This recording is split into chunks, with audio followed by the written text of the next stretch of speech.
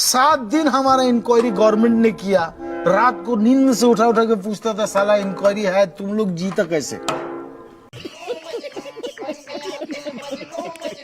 আমার তো মাথায় ধরতেছে না, পিকনিক সফর করতে গিয়ে এই কি অঘটন ঘটাই দিলাম। ঘরের মাঠে অস্ট্রেলিয়ানদের এমন নাক কাটা দেখে দাদা বাবুরাও সহ আমাদের জন্য হাততালি দিতেছে। কত ট্রল, কত গালিগালাজ, সব কিছুকে উপেক্ষা করে শান্তর কি দুর্দান্ত কামব্যাক। তামিম জুনিয়রের মধ্যে যেন কার্ডিফের আশরাফুলেরই প্রতিফলন ঘটেছে। অবশ্যই বাংলার মানুষ তা ভুলে যাবে।